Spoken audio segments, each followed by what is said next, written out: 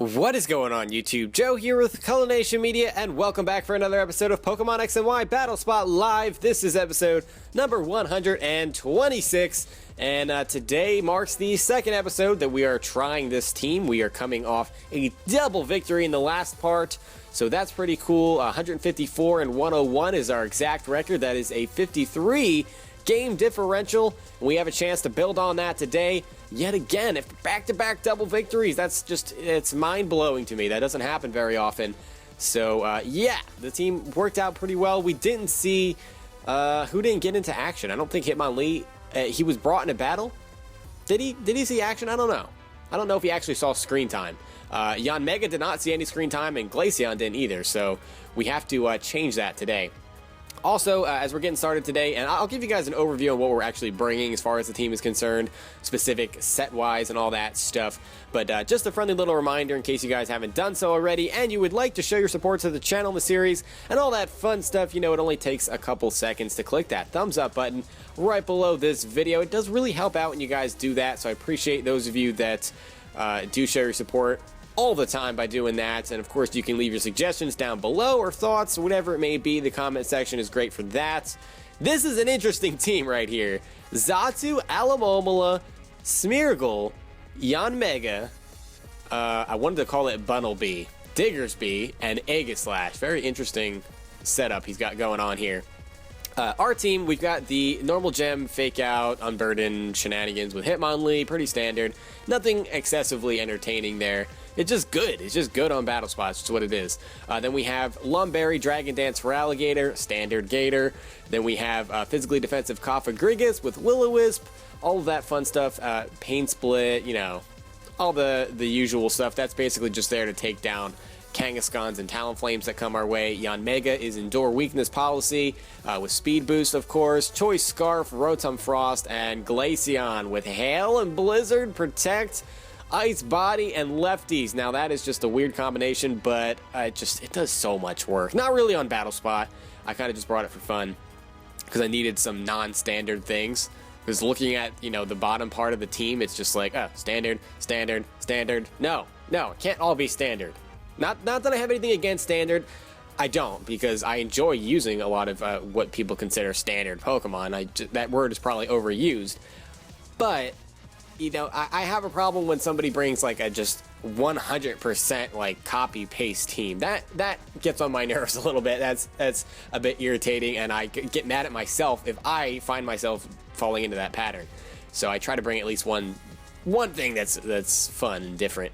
So here we go. We have Rotom-Frost out against Yanmega. That's actually a pretty good matchup for me.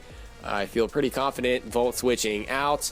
And we're not going to find out what kind of set this is because Yanmega's special defense is poop and it just dies to that Volt switch. I'm fine with that. Huge threat out of the way. Because it could have been a weakness policy set. It could have been Tinted Lens with Choice Specs, which is an awesome set. I really like using that set, and that might just be why it was banned from RU. I got put up into BL2, and that's part of the reason. That set is just ridiculously strong, and it just removes resistances to its moves. It just kills everything, basically. All right, Aegislash is out here, and Glaceon's not going to do much. No, I'm going to go for the Hail here, but Autotomize. That is actually really cool. Autotomize Aegislash. The question is, are you physical? Are you special?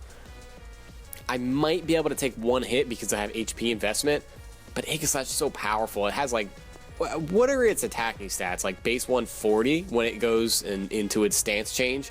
Something ridiculously high.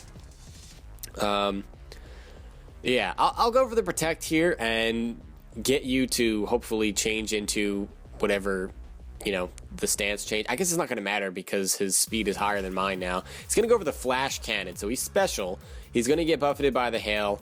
That doesn't really mean a whole lot. I mean, it's chip damage, sure, but I don't know if that helps us. We can go for the HP Ground. I think he's just going to take us out with a Flash Cannon now.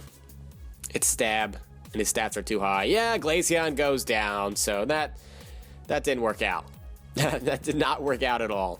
More hail damage, and I don't have a Focus Sash user, so I really don't need to worry about the Hail. It's not something that really hurts this team. And if anything, Rotom actually benefits from it a little bit because he does pack the Blizzard. So that's cool. Let's see. Do I want to bring this Rotom out? I mean, I could just come out and start T-bolting. I don't know how much good that would do. Aegislash is a problem.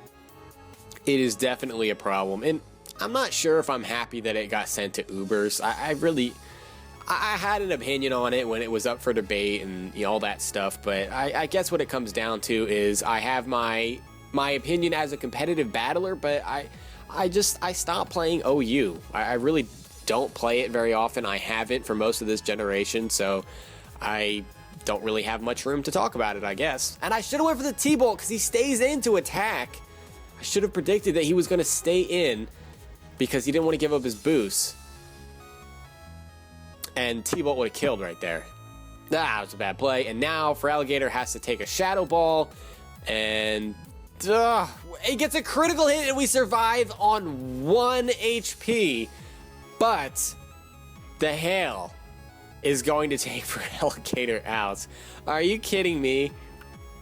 So it was a bad play on my part, and then the critical hit takes us out in one turn. And if he didn't get the critical hit, that was important because we could have Aqua Jetted to finish him off. I mean, I know King Shield is a thing, but he has like no HP left. And just when I got finished saying that the Hail was not going to be problematic, the Hail KOs one of our Pokemon. It's fantastic. Now we're in a position where we have to try to guess what his last Pokemon is. If it's Diggersby and we go for T-Bolt or Volt Switch, we lose. Actually, there's no reason to go for Volt Switch. T-Bolt or Blizzard. I really feel like he has the Diggersby. The only thing is, why wouldn't he switch it in if he knows I'm just going to go for T-Bolt?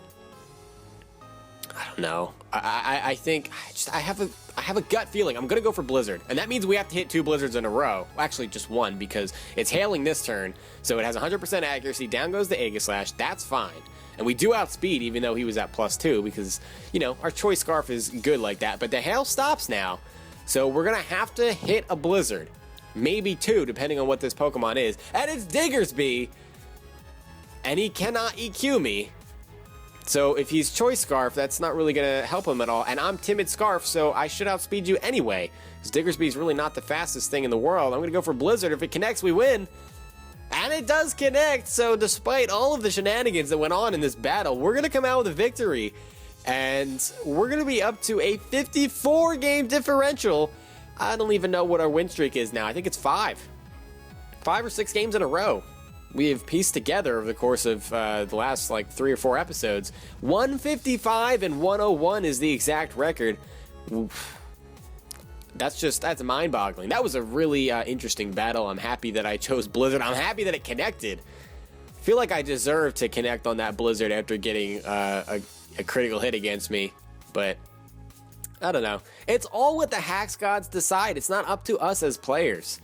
You can play terribly and get rewarded, and you can play very well and, get pooped on, so to speak. So we got somebody from Japan, from Tokyo, and this is pretty much the poster child for what people bring to Battlespot.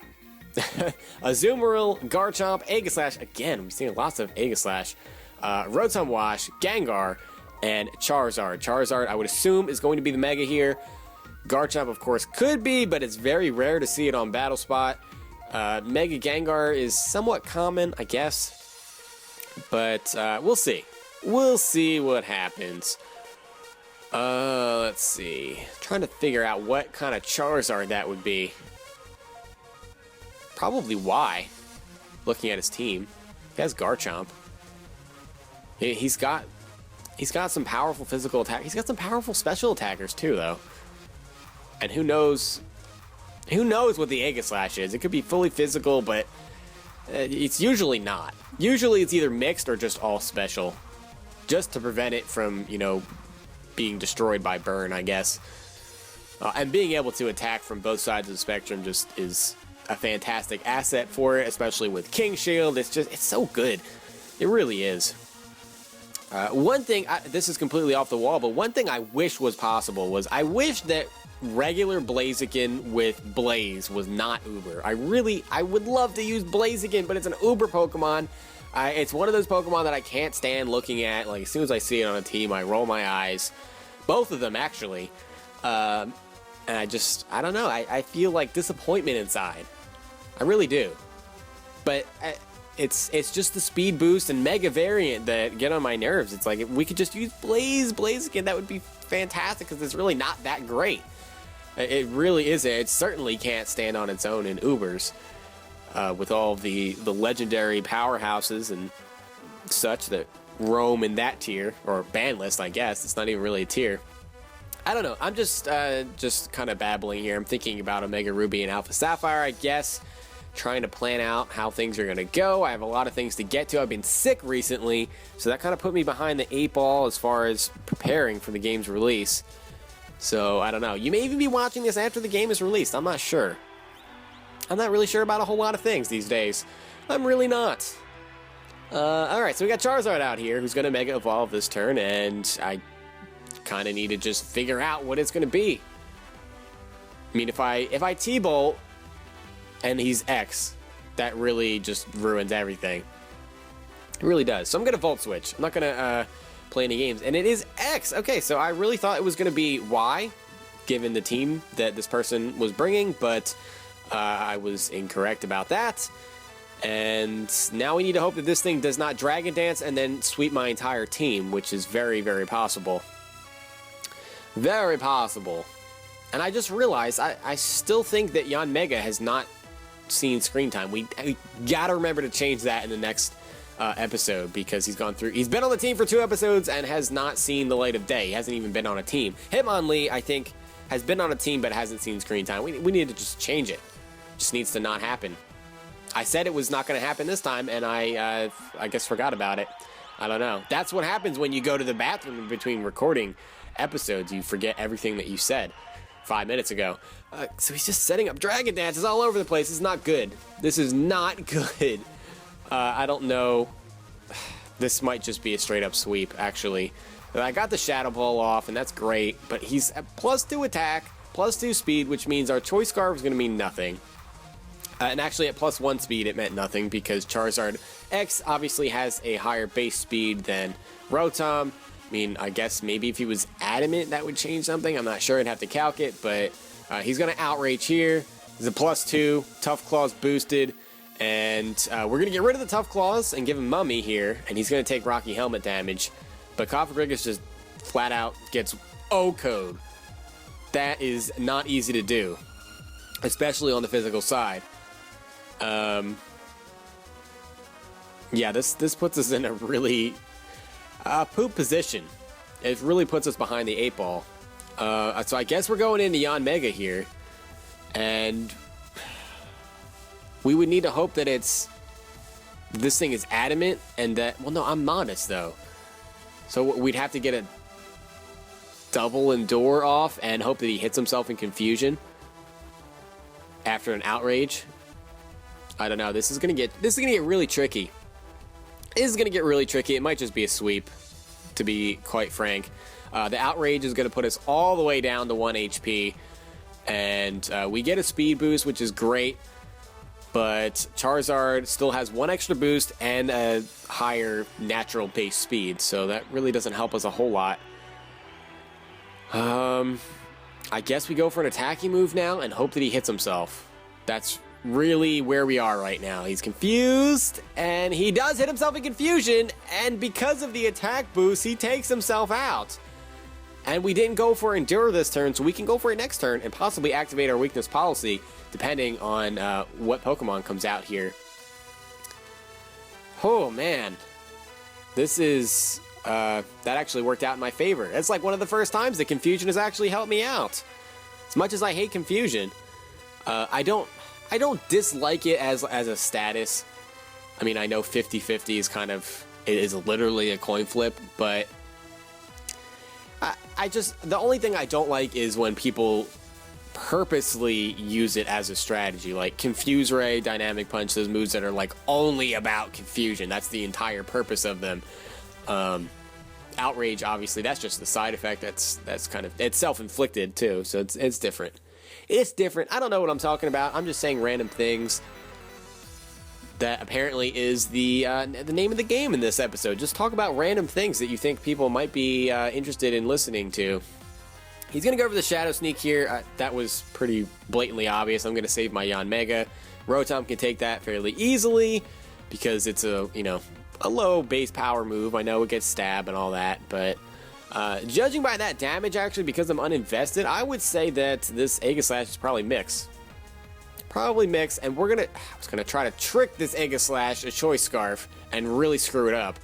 But he switches into his own Rotom, his Rotom Wash, and we'll see what this thing has. A Chesto Berry, Resto Chesto, okay. So this thing is about to lock itself into a move. I don't know. I don't think 2 T-Bolts will kill.